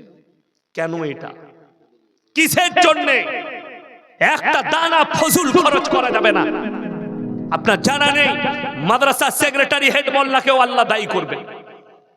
বাচ্চাদের ভাত একটা ডিব্বা রাখতে হবে। আমার মাদ্রাসায় ডাস্টবিন রাখা আছে, ডাস্টবিনে দিবে। একটা কুকুরকেও আল্লাহ তাআলা ওই দানাটা পৌঁছাবে। হতেই পারে একটা বাচ্চা ছেলে খাবার নিয়েছে, খেতে পারেনি, সেটা ডাস্টবিনে ফেলবে, ড্রেনে নয়। প্রস্রাব পায়খানা ড্রেনে নয়, ডাস্টবিন। মাদ্রাসায় ডাস্টবিন, এমনকি আপনি বাড়িতে ডাস্টবিন রাখুন, ডাস্টবিনে দেন, সেইটা এমন জায়গায় ফেলুন। আমাদের দেশের লোক হাড় খাচ্ছে বাড়িতে বসে, এর উপর ছুড়ে দিন, যা বুঝে। বাস্তব কথা বলছি। ওই জন্য তো আপনার বাড়িতে বরকত নেই। আপনার জানা নেই আপনি যে হাড্ডিগুলো খাচ্ছেন মাংস, ওই হাড্ডিগুলো এমন জায়গায় ফেলতে হবে, ওই হাড্ডিগুলো হচ্ছে জিন্নাতদের খাবার। হাদিসে আছে জিন্নাতরা খায়, তো ওটা এমন জায়গায় ফেলুন যাতে তাদের অসুবিধা না হয়। নোংরা জায়গায়, পায়খানায়, বাথরুমে, পায়খানা ড্রেনে একটা দানা। আপনি রাস্তা দিয়ে পেরিয়ে যাচ্ছেন, গাছ আছে, গাছ, কোনো মানুষ সবজি চাষ করেছে কিংবা কোনো গাছ লাগিয়েছে, আমাদের অভ্যাস কি আছে? ধরলে ছিঁড়ে পালিয়ে, ঠিক বললাম না? খেলতে খেলতে ছিঁড়ছে, বিনা কারণে একটা পাতা যদি ছিঁড়েন আল্লাহর কাছে হিসেব লাগবে। আপনি ছাগলকে খাওয়াচ্ছেন, তো একটা পাতা ছিঁড়ে একটা মাখলুককে খাওয়াচ্ছেন, আল্লাহ এখানে হিসেব দিবেন না, বরঞ্চ নেকি দিবেন। কিন্তু বিনা কারণে আপনি যদি একটা গাছের পাতা ছিঁড়েন, আপনি বিনা কারণে উজুর পানি উজু করছেন মসজিদে, মাদ্রাসায় উজু করছেন, উজুখানায় এক টপ পানি যদি বিনা কারণে খরচ করেন, আল্লাহর কাছে হিসেব লাগবে। ওই জন্য আমার বন্ধুগণ, সবাই নিয়ত করুন আমরা ফজুল খরচ করবো না, বলুন ইনশাআল্লাহ। আল্লাহ আপনাকে টাকা দিয়েছে, সেই টাকাটা আপনি কোথায় খরচ করবেন? ওই টাকাটা জুয়া, লটারি ইত্যাদি ইত্যাদি খারাপ জায়গায় কেউ খরচ করবেন না, জোরে বলুন ইনশাআল্লাহ। মদ, গাঁজা, গান, ওই জন্যে আমি লাস্টে বলবো, তিনটে ব্যক্তি যদি কোনোদিন হাত পাতে তাদের হাতকে জীবনে কোথাও ফিরাবেন না, জোরে বলুন ইনশাআল্লাহ। নাম্বার 1, ওয়া আতিদাল কুরবা, তোমার কাছের গরিব যদি হাত পাতে, যদি 1 টাকা দান করতে পারেন না, এটা খুব সেনসিটিভ আলোচনা করছি আমি, 1 টাকা যদি দান করতে পারেন, চোখের পানি ফেলান, আল্লাহ আমাকে দেনেওয়ালা বানিয়েছো, আমাকে হাত পাতনেওয়ালা বানাও দি। মনে মনে ভাববেন, যার হাতে দিচ্ছি এই হাতটা, ওই হাতটা যদি আমার হাত হতো, দেনেওয়ালাটা ওই সামনেওয়ালা যদি হতো, এটা ভাববেন, চোখ দিয়ে তোমার হৃদয়ে কান্না আসবে, তোমার হৃদয় বলবে, তখনই তুমি নেকি পাবে, জোরে বলুন সুবহানাল্লাহ। কাছের গরিব, পাশের গরিব এসে আপনাকে বলল, ভাই আমার বাড়িতে চাল নেই, 50 টাকা দে না, আল্লাহ আপনাকে দিয়েছে, সঙ্গে সঙ্গে বার করে লুকিয়ে দিয়ে দেয়, লিজা কেউ বলিস না, আপনি নেকি পাবেন।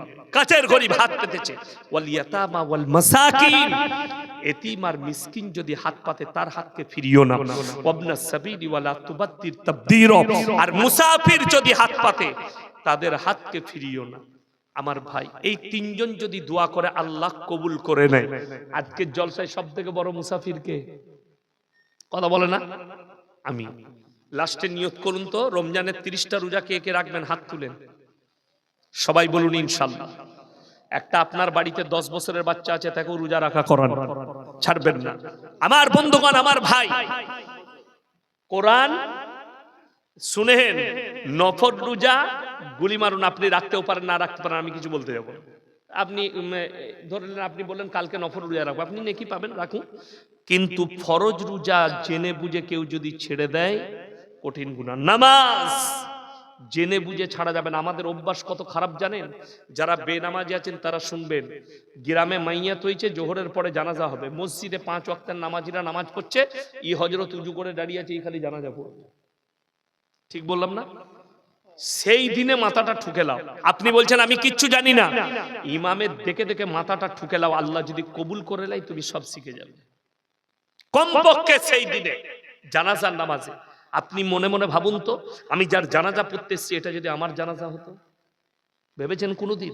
জানাজার নামাজে দাঁড়িয়ে ভাববেন, সামনে দাঁড়িয়ে ভাববেন, এই জানাজাটা যদি আমার হতো, আর এই লোকগুলো যদি আমার সামনে দাঁড়াতো জানাজা পড়তে, তাহলে কি হতো? এটা ভাবলেই আপনি আর নামাজ কাজা করবেন। যাই হোক আমার বন্ধুগণ, কোরআনের সাথে সবাই মহব্বত করব, হাত তুলে বলুন ইনশাআল্লাহ। কোরআনে পারা কটা আছে? 30টা পারা আছে। আপনারা অনেক টাকা দিয়েছেন, আমি বেশি লুব না। এই মুর্শিদাবাদের মানুষ 500 করে টাকা এক একটা কোরআনের। কে কে আছেন তাড়াতাড়ি আমার হাতে দিয়ে যান, আমি মুসাফির দোয়া করব। মাত্র 500 করে টাকা। আসুন ভাই, আসুন, মাত্র 500 করে 30টা কোরআন শরীফ। তাড়াতাড়ি উঠে আসুন। পয়সা না থাকলে মোবাইলে, থাকলে মোবাইলে দিয়ে যান, যদি না থাকে লিখিয়ে দেবেন। আমার মা বোন যারা আছেন তাদেরকে অনুরোধ করব, কোরআনের মহব্বতে, কোরআন মুকাদ্দাস কিতাব। এসো ভাই, বিসমিল্লাহ, মাশাআল্লাহ। কি নাম বাবু? আশরাউল শেখ ভাই একটা কোরআনের পয়সা দিলেন। ভাই তাড়াতাড়ি উঠে আসুন, আমি 30টা চেয়েছি। 30 জন ভাই কে কে আছেন তাড়াতাড়ি, আপনারা অনেক দিয়েছেন আমি জানি, আবার আমি চাইছি, আসুন ভাই। মাশাআল্লাহ, মাত্র 30টা কোরআন শরীফের পয়সা চেয়েছি, মাত্র 30। মা বোনের মধ্যে যদি কেউ থাকেন আসুন ভাই, মাশাআল্লাহ। একজন হয়েছে, এই দেখেন 2 জন হয়ে গেল, মাশাআল্লাহ। আল্লাহ হায়াতে বরকত দেখ। ভাই তাড়াতাড়ি উঠে আসি, এই দেখেন